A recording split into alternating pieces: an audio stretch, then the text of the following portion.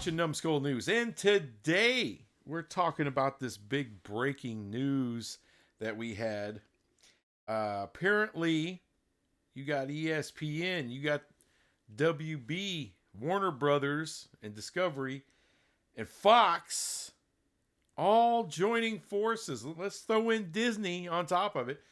All joining forces, and they're going to offer a sports-centric streaming platform. All of them are going to own a piece of this damn company. This news has got people freaking the hell out. Now, I've read online, some people are poo-pooing this a little bit, like, oh, can it really work? Yeah, dumbass. And it's absolutely stunningly brilliant by these companies to join forces. Look, these people aren't stupid. They see what's happening. They know streaming is the way of the future. Now, the big boy, Netflix, is getting into live content. Now, this isn't something that just came up. This is something they've been working on for a while and keeping it under wraps. Maybe a few people out there had a piece of this story, but no one knew the real scale of it and all the partners and how everything was going to work. And I say that it's genius because it is genius. These guys are getting out in front of this big streaming storm that's happening. And ultimately what they're going to do is they're going to become streamers themselves. And that kind of also answers the question of what the hell is Fox going to do? Because they didn't really have a streaming presence. Well, now they do, at least when it comes to sports. Now, a little bit later on in the video, I'm going to tie this in with the Big 12 because this is a Big 12 channel, damn it. Also, I'm going to tie this into maybe some of my conspiracy theories that I have, and we're going to run from there. But first, I'm going to give a little background here. This channel, Numbskull News, was not always some Big 12 college football realignment type of channel. Before that, when I first started here, and all the videos are still available to watch if you want to watch any of that horrible content that I used to throw out there. But I used to make videos about movies, music, TV shows, and even some of the business side of entertainment. And one video I remember I made several years ago was about the streaming war. All these different companies coming up with streaming platforms and trying to get to the top, if you will. Try to really compete with Netflix, who was the king and is the king of streaming. And what it all came down to is IP, intellectual property. What do you own? The cost of licensing content, like that's all Netflix did in the beginning. They licensed, everything was licensed. They owned nothing. They produced nothing. They would pay for the rights to broadcast or have available on their streaming service different TV shows and different movies. Such as, I'm sure a little show y'all have heard of called Friends. All right, it was a sitcom from the 90s into the early 2000s. Now, Friends, I'm sure some people are maybe aware of, maybe not everybody, but it is still the most heavily streamed show on the planet. That's right, it's not Stranger Things. You know, it's not Ted Lasso. It's freaking Friends. And Netflix paid millions of dollars every year in licensing fees to have that on their platform. So in these streaming wars, of course, Disney came out with Disney Plus. There was already Hulu. And Disney got the lion's share of the rights to Hulu once they bought Fox, or Fox Studios, I should say. And then you had HBO Max, which of course that's the WBD, Warner Brothers Discovery. That's their platform. And who owned Friends? I'll be damned if it wasn't Warner Brothers Discovery owned the rights to that, and they were licensing it to Netflix. So of course, once they got their streaming platform up and operating, they're going to want to move Friends over there. Disney was going to take all their content off of Netflix as well. That's the kind of crap that was going on. So what did Netflix do? They invested billions of dollars into original content, original IPs that they would own. TV shows like Stranger Things. stand-up comedy, documentaries, other types of movies, whatever the hell they could. Billions of dollars they spent on their own original content, their own IPs. They've done an outstanding job. They actually were able to catch up. Now, some of these places like Hulu and like Netflix, they still license out stuff because you have companies like MGM and they don't sell content. Whatever they own, they're going to own forever. They have a huge library of shit and they license the hell out of it, and that's a huge revenue stream for them. But live sports, to me, that is the biggest. That's the biggest IP to get. Now, it's not really intellectual property like movies or TV shows or something like that. But to have the rights to broadcast live games, regardless of sport, regardless whether it's pro or college, that's where the money is, folks. That's where big freaking money is. So for Disney and ESPN, for Fox and all their family of networks, for Warner Brothers, all of them to come together and to create an app like that, that's insanely huge.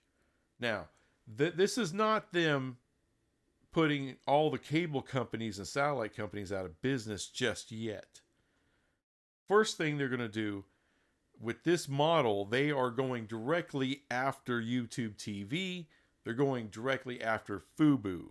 Now, you're still going to get all of your other sports. You can still get all those channels on Fubo and also on YouTube TV. But they are giving you an app that's more geared towards the sports fan, the American sports fan.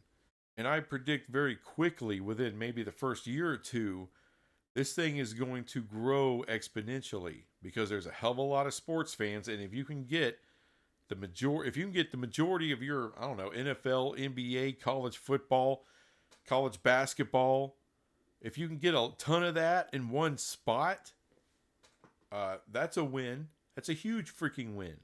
Now, sooner or later, all right, those companies, they're going to kind of unwind themselves from the cable bundle, and they will be exclusively on this app. Now, apparently ESPN is still going to do their own standalone, straight-to-consumer service. I think that starts next year. We'll see how that works in conjunction with this, or if it has anything to do with this at all. We don't know. There's plenty of unanswered questions about this shit. But regardless of any of that, this is a huge paradigm shift. And eventually, these companies are going to take a ton of the live sports that's propping up the cable and satellite bundles, and this is how it's going to move. And you can also look for Netflix, for Apple and Amazon to get a little bit more, how should I say it, aggressive in the coming years, trying to get live sports content on their platforms before it all gets absorbed up into this new entity. But like I said, this isn't the end of the cable bundle just yet. There's a shit ton, and I do mean a shit ton of money, that still pours in from the cable bundle. But that is diminishing year by year. Hundreds of thousands of subscribers, all of these companies, Comcast, Charter, you name them, they are losing hundreds of thousands of subscribers every year. Eventually, that'll get to the tipping point where it's unsustainable. And then, boom, there goes your live sports. It's going to go to higher ground. This is what they're getting ready for. Now, how this helps the Big 12, this makes their content incredibly valuable in the future. For everybody that thinks this is just some worthless trailer park, all right, and all we got's a huge rusty propane tank in the back to power everything, think again. This is a 16-team conference that's going to go north of 20 sooner rather than later when the ACC starts losing teams. Several of those programs are coming to the Big 12, like it or not.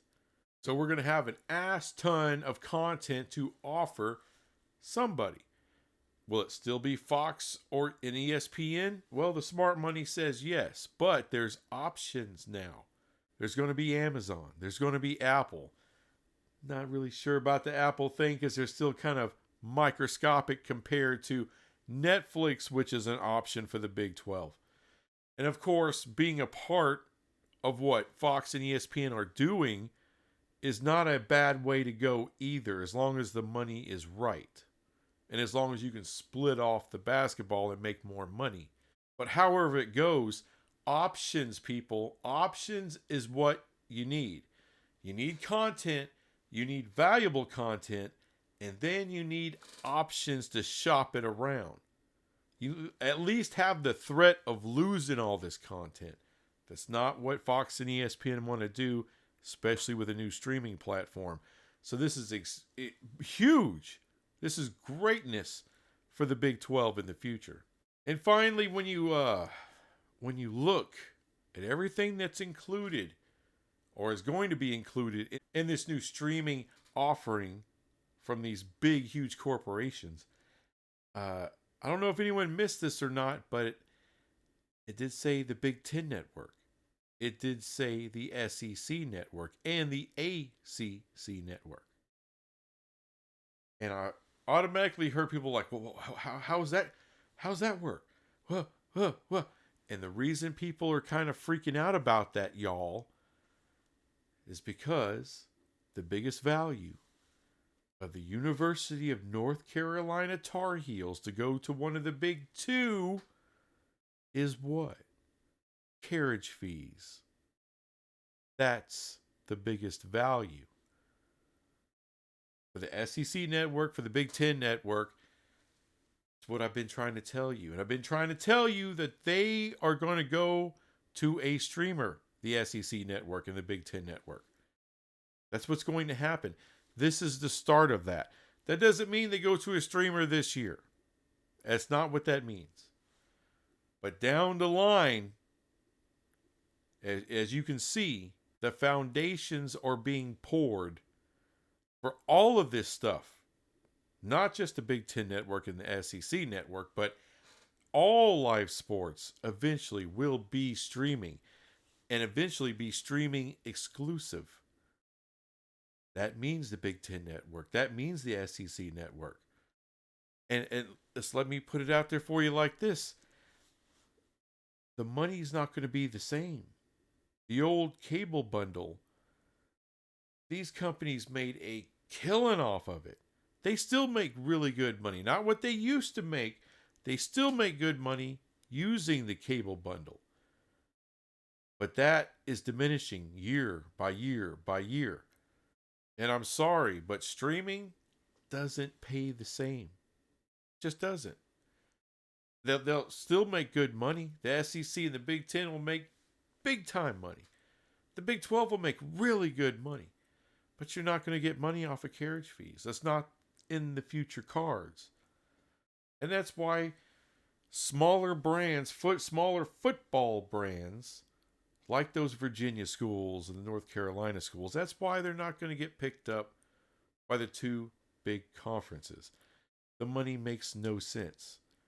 And their biggest value is going away. And here's more proof of it. I know y'all probably get tired of me talking about it, but the reason I'm going to continue to talk about it, because I'm the only one offering that counter narrative. So it's incumbent upon me. If I'm going to be wrong, I'm going to be wrong all the way. If I'm going to hit that wall, that proverbial wall, then damn it, I'm going face first, teeth first, right into the shit. But it's exciting, man, to see the future unfolding before our very freaking eyes. Whether it's this new streaming platform that's going to be coming out or Netflix getting involved, it just keeps rolling out. It's going to be fun for us consumers. We're going to have more choices, better options. We don't have to be just dependent on YouTube TV if you're a cord cutter. You don't have to be dependent on cable. You don't have to be dependent on satellite. You don't have to be dependent on Fubo. You're going to have a sports-centric streaming service. And I'm telling you what, do I want to pay $70 for YouTube TV and all I watch is the sports on there? I'm not watching anything else. I don't give a shit. Uh, I think this streaming service here, it may be $20 cheaper just because it's all about the sports. Sign me up. Sign me up. If I can save a little money, yeah. Bye bye, YouTube TV. Here comes this whatever the hell, this Hydra. I'm all for it. Anyway, thanks for watching this crap, and I'll be back with some other crap later. Bye.